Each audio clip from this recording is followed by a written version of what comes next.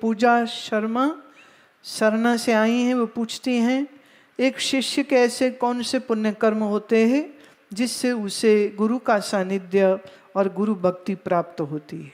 और साथ में दूसरा, शिष्य को योग्य बनने के लिए क्या नित्य कर्म करना चाहिए, हरि सुमिरन भक्ति बढ़े जिससे, ये कृपया मुझे बताइए। इसके लिए तो मैं वाणी में पंक्ति आती, बिन पागा सत्संग न लभै, बिन संगत मैल परिजय जियो, बिना बड़ा सुंदर है। पूरब कर्म अंकुर जब प्रगटे, तो पेट्यो पुरख रसिक बैरागी। जब तेरा कोई पूर्व जन्म का पुण्य कर्म जागता है तो ही कोई रसिक महात्मा, कोई वैरागी तुम्हारे जीवन में आता है।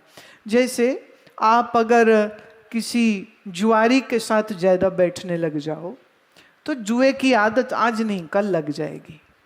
आप ज्यादा दिन किसी शराबी के साथ बैठने लग जाओ, वो कहेगा पी ले पी ले, बड़ा मजा आएगा, पी ले पी ले पिए। कोई ना कोई ऐसा तुमको कांड करवा देगा, तू भी पिएगा कि शायद कुछ मजा आता होगा उसमें। मजा तो कोई नहीं, सजा ही है। लीवर ही खराब होता है, पैसे खराब होते हैं, जिंदगी खराब होती। अगर आप किसी ड्रगी के साथ बैठने लग गए गलती से, आज नहीं कल ड्रग का नशा लगेगा।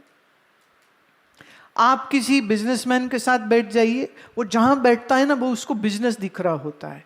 जैसे एक आदमी कहता, सत्संग में आया, उसने आए लोग देखे, कहता है पहले पता होता ना इतने बंदों ने आना है, मैंने बाहर ना टिक्की की रेड़ी लगा लेनी थी।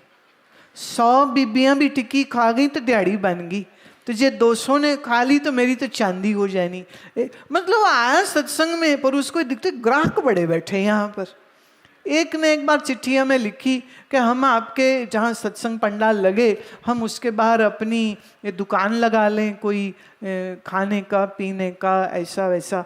मैंने कहा भाई ये काम ना हमारे नहीं होता है। कहते लै संगत इतनी दूर से आएगी, खा पी के जाएगी। मैंने कहा कोई वो शरणार्थी के सड़क पे बैठे हुए थे, घर से आ रहे, खा के आएंगे, वापस घर जाएंगे, फिर खा लेंगे। ये लंगर लगा के मुझे जनता इकट्ठी नहीं करनी। हम यहाँ जनता इकट्ठी करनी नहीं आए हैं।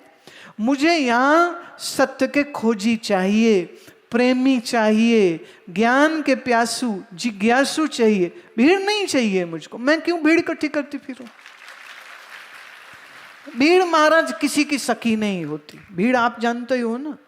ए पार्टी ने किया प्रोग्राम, तो वहां भी 50-100 रुपया दे के भीड़ इकट्ठी होती है, और वो उस पार्टी का नाम लेकेंगे, जिंदाबाद जिंदाबाद जिंदाबाद।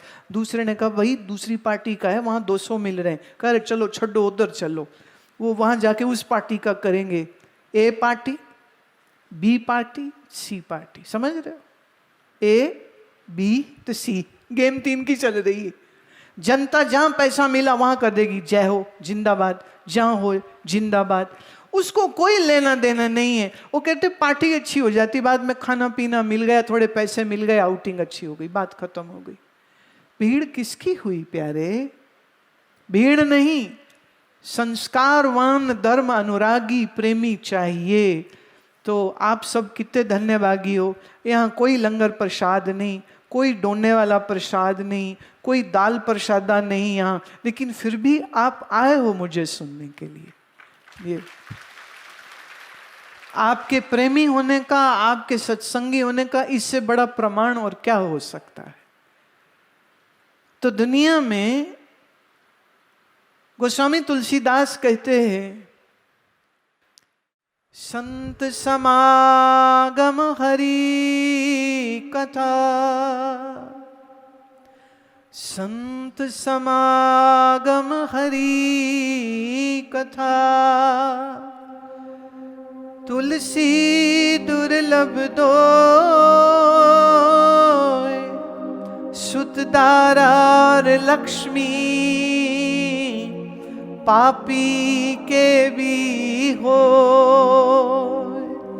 सुत दारा और लक्ष्मी, पापी के भी हो।